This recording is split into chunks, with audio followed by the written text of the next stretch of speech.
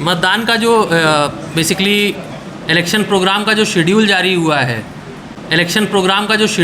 हुआ है, तो उसके बारे में जानकारी देने के लिए आप लोगों को आज यहाँ बुलाया गया है। जैसा कि आज दिन में 12 बजे चीफ इलेक्शन कमिश्नर मुख्य चुनाव आयुक्त ने एक प्रेस कॉन्फ्रेंस 12 बजे की थी और 12 बजे उस पीसी के माध्यम से उन्होंने 5 अलग अलग राज्यों में अलग अलग डेट्स के हिसाब से चुनाव जो प्रोग्राम है, शेड्यूल है, वो जारी किया है। उसमें जो एमपी का चुनाव प्रोग्राम है वो मैं आप लोगों को अभी बताने जा रहा हूँ। तो सर्वप्रथम तो चूँकि आज से चुनाव की घोषणा हुई है, तो आज से ही जो मॉडल कोड ऑफ कंडक्ट है या आचार संहिता है वो पूरे ज़िले में लागू हो गई है। जो डिटेल प्रोग्राम है वो मैं आपको बता देता हूँ। जो गज़ट नोटिफिकेशन होगा चुनाव का वो 21 अक्टूबर शनिवार को जारी किया जाएगा। उसी के साथ ही जिस दिन गज़ट नोटिफिकेशन होता है उसी के साथ ही आपका नॉमिनेशन की प्रक्रिया भी चालू हो जाएगी। नॉमिनेशन का लास्ट डे जो रहेगा, शांत हो जाइए थोड़ा, नॉमिनेशन का जो लास्ट डे रहेगा वो 30 अक्टूबर 2023 रहेगा। 30 अक्टूबर को सोमवार रहेगा। सोमवार के दिन नॉमिनेशन का लास्ट डे रहेगा। फिर 31 अक्टूबर नॉमिनेशन के लास्ट डे के जस्ट अगले दिन स्क्रूटनी होगी। स्क्रूटनी में जो नॉमिनेशन पत्र जो होते हैं, नाम निर्देशन पत्र होते हैं, उनकी एक जांच की जाती है, चेकिंग की जाती है। फिर इसके बाद 2 नवंबर 2023 गुरुवार को विड्रॉल का या नाम निर्देशन पत्र वापस लेने का लास्ट डे रहेगा। नॉमिनेशन से लेकर उसके बीच में कर सकते हैं कभी भी, लेकिन लास्ट डे रहेगा विड्रॉल का 2 नवंबर 2023 को। राजगढ़ ज़िले में जो चुनाव का दिन रहेगा, डेट ऑफ पोल रहेगा, वो 17 नवंबर 2023 रहेगा। डेट ऑफ काउंटिंग जो रहेगा वो 3 दिसंबर 2023 रहेगा। 3 दिसंबर को संडे पड़ रहा है। 3 दिसंबर के दिन राजगढ़ ज़िले में काउंटिंग की जाएगी। 5 दिसंबर 2023 के पहले जितनी भी ये चुनाव की पूरी प्रक्रिया है उसका कंप्लीशन करना है बेसिकली। ऑल्दो वो 3 को ही हो जाएगी कंप्लीट, लेकिन वो 5 के पहले का जो एक टाइमलाइन दिया जाता है वो दिया गया है। तो इस प्रकार से ये पूरा इलेक्शन का शेड्यूल है। 3 दिन पहले 4 दिन पहले जब पब्लिकेशन हुआ था, तो पब्लिकेशन के साथ ज़िले में जितने मतदाता हैं उसके बारे में, कितने पुरुष मतदाता हैं, कितने महिला मतदाता हैं, कितने युवा मतदाता हैं 18 से 19 वाले, कितने 20 से 29 वाले हैं, कितने 80 प्लस वाले हैं, इस सब के बारे में आप लोगों को डिटेल से बता दिया गया था। एडीएम साहब एक बार और वो जो प्रेजेंटेशन हमारा था वो सभी के साथ शेयर करने के लिए आप चाहें तो ग्रुप में भी डाल सकते हैं, जिससे सभी लोग पुनः से एक बार वो जानकारी देख लेंगे। और ये जो डेट्स हैं इसकी जानकारी भी वैसे आप लोगों के पास, सभी लोगों के पास पहले से ही है और सभी जगह ग्रुप में पहले से ही सर्कुलेट हो चुकी है, लेकिन एक बार पुनः से हमारी तरफ से भी एक जो फॉर्मल इन्फॉर्मेशन है वो डाल दी जाएगी। राजगढ़ ज़िले के बारे में एक बार पुनः से रिपीट करूंगा कि राजगढ़ ज़िले में 5 विधानसभाएं हैं और 5 विधानसभा के इलेक्शंस यहाँ पे होंगे। नॉमिनेशंस इस बार 5 विधानसभा के हम विधानसभा स्तर पे ही लेंगे। जो हमारे आरओ रहेंगे, आरओ के कार्यालय में ही नॉमिनेशन लिए जाएंगे। राजगढ़ का नॉमिनेशन राजगढ़ में होगा, खिलचीपुर विधानसभा का खिलचीपुर में होगा, ब्यावरा का ब्यावरा में रहेगा, नरसिंहगढ़ विधानसभा का नरसिंहगढ़ में आरओ कार्यालय में होगा और सारंगपुर का सारंगपुर के आरओ कार्यालय में होगा। तो सभी जगह के जो नॉमिनेशन होंगे वो वहीं पे होंगे। इलेक्शन डेट 17 तारीख को रहेगी, एक बार पुनः रिपीट कर रहा हूँ, और फिर काउंटिंग हमारी 3 दिसंबर को रहेगी। कुल मतदाता जैसे उस दिन बताया गया था, अगर मैं पुनः से बताऊं तो 11,52,047 मतदाता पूरे ज़िले में हैं, और जिसमें हमारा जो जेंडर रेशियो है वो करीब 956 के आसपास है। 956-957 के आसपास जेंडर रेशियो था। 18 से 19 के बीच में हमारे करीब 57,000 मतदाता थे, और 80 प्लस के ऊपर करीब 17,000 की लाइन में कुछ थे। 17,200-300 के आसपास मतदाता 80 प्लस के थे, और पीडब्ल्यूडी वोटर्स हमारे करीब 13,000 कुछ थे, 13,300 के आसपास। तो ये मोटे मोटे आंकड़े हैं जो, और जो 5 विधानसभाएं हैं उसमें हमारे कुल मतदान केंद्र 1378 हैं जहां पे चुनाव होंगे।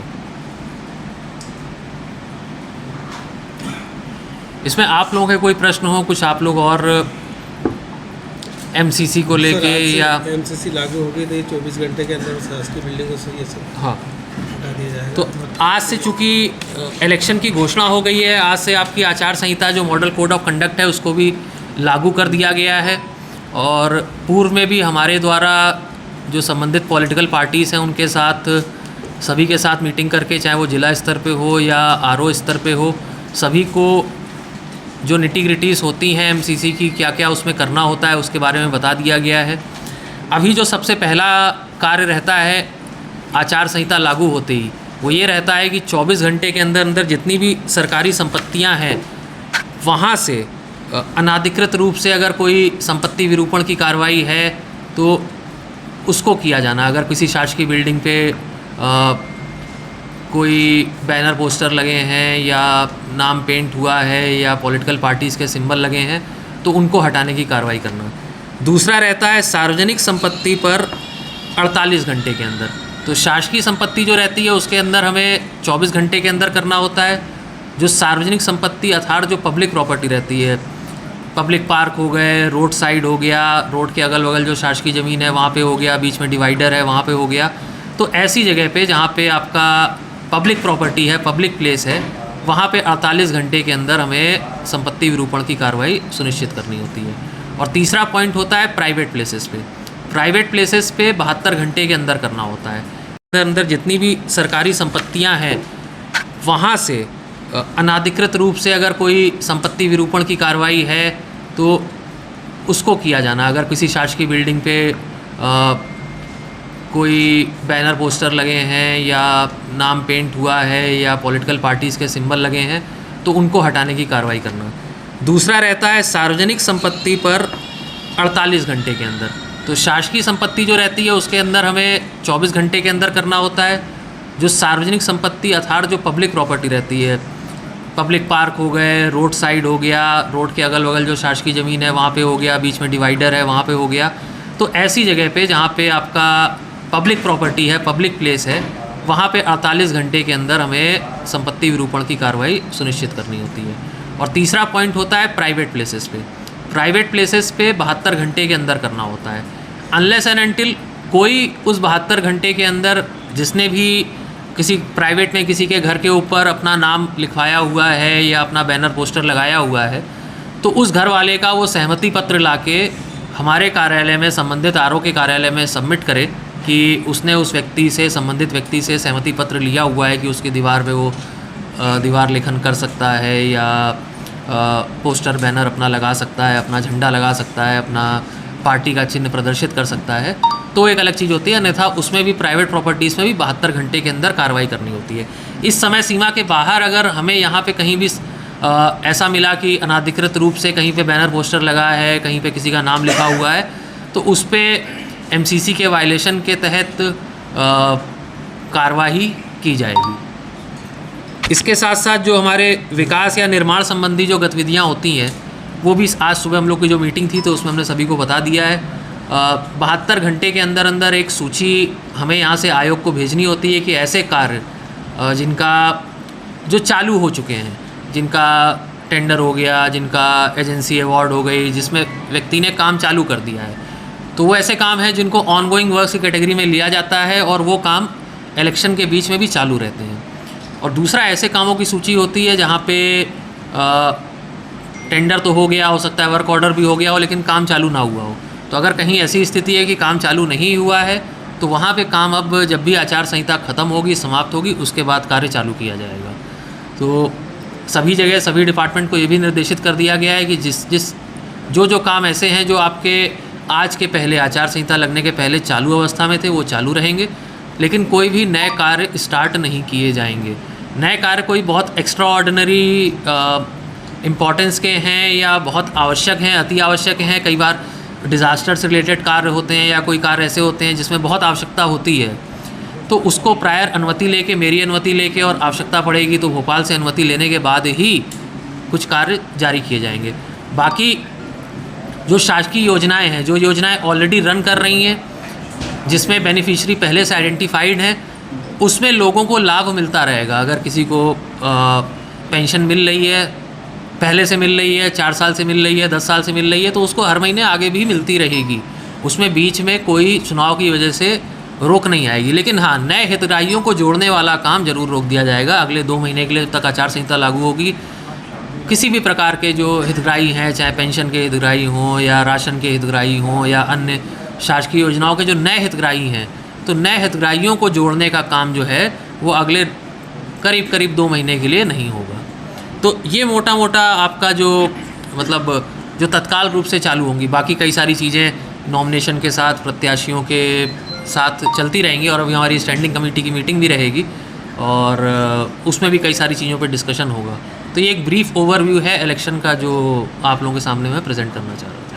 सर, ये छोटा संपत्ति विनियोग पर संबंध अनुरोध है, कांग्रेस कार्यालय पे या बीजेपी के कार्यालय हो सकता है, उसमें हमारे फ्लैक्स लगे हुए, तो वो तो कांग्रेस पार्टी के ही फ्लैक्स है और कांग्रेस ही भवन है, नगर पालिका भी रजिस्टर्ड है, तो उसके लिए शायद आप आए थे या जो भी था कुछ हटाना है, तो कांग्रेस पार्टी का ही कार्यालय है, उसी पर लगे हुए। इसमें एसडीएम साहब आप तो उसमें परमिशन आपसे लेना है कि मुझे देना है? मतलब मैं महामंत्री हूँ, मैं उस कार्यालय का प्रभारी हूँ, तो मुझे तो अपने आप ही परमिशन देना है। आप आप कैसे परमिशन? तो वो तो पार्टी कोष में जाएगा। अभी आज प्रत्याशी कोई घोषित नहीं है, कार्यालय नहीं सर, कार्यालय तो आरक्षण निवेदन है, पार्टी कार्यालय वहाँ नहीं खुलता है। पार्टी कार्यालय जब खुलेगा जब हमारा प्रत्याशी डिक्लेयर हो जाएगा। आज तो हमारे कांग्रेस पार्टी के कार्यालय पे पार्टी से संबंधित फ्लैक्स हैं, हम शासन में है नहीं, किसी शासकीय योजना तो कुछ भी नहीं है उसमें, वो तो शुभकामनाएं बधाई हैं। तो वो क्या अगर नहीं हटाने मुझे कोई समस्या नहीं है, अगले आधे घंटे में हट जाएगा। नहीं, लेकिन उसका भी आपको सहमति पत्र तो आपको प्रोवाइड करना पड़ेगा भाई। कोई भी प्राइवेट बिल्डिंग भी है तो प्राइवेट बिल्डिंग जो भी है, आपने अगर किसी ने भी वहाँ प्राइवेट बिल्डिंग में किसी का भी हो सकता है, तो वो निजी कार्यालय भी है, तो निजी कार्यालय की तरफ से आपको एक सहमति पत्र देना पड़ेगा कि हमने एक सहमति पत्र दी हुई है कि यहाँ पे हाँ तो मुझे ही सहमति पत्र आपको दे देना। हाँ, अच्छा, खर्चा तो उसमें खर्चे का तो सवाल ही नहीं है ना, अभी खर्चा नहीं है। कल मैं आपके पास अनुरोध करूँगा। नहीं, देखिए खर्चा इसमें जहाँ पे लगे हैं ऑलरेडी बैनर पोस्टर लगे हैं, अगर पार्टी के सिंबल के साथ लगे हैं तो पार्टी आज से ही खर्चा जुड़ना चालू हो जाता है। सर, सवाल ये है कि वो हमारे राजगढ़ विधानसभा के कोई प्रत्याशी आए नहीं है, उसके पास तो कुछ खर्चे जो पार्टी कोष में जाते हैं, पार्टी लेवल पे जाते हैं, संभवतः पहले भी ऐसा हो चुका, तो खर्चा पार्टी कोष में गया था हमारे, तो पार्टी कोष में जाएगा। देखिए, लेकिन 2 तरह की चीज़ें रहती हैं। एक जैसे मान लीजिए खाली ध्वज लगा है, ठीक है, तो वो खाली पार्टी कोष में जाएगा। लेकिन फ्लैक्स लगा जिसमें चिन्ह भी है और चिन्ह के साथ 4 लोगों की फ़ोटो भी लगी है। अब उन 4 लोगों में से मान लीजिए एक व्यक्ति जो है आगे चल के कैंडिडेट डिक्लेयर हो गया और वो चुनाव में खड़ा हो रहा है, तो फिर वो उस इंडिविजुअल के भी उसमें जाएगा। हाँ, लेकिन हम उसको कैलकुलेट करते रहेंगे अभी से। वो तो भाई हम अभी तो हमारी जो व्यय लेखा की टीम है वो अभी नोट करके रखेगी कि यहाँ पे उसका वीडियोग्राफी करके, फोटोग्राफी करके। हाँ।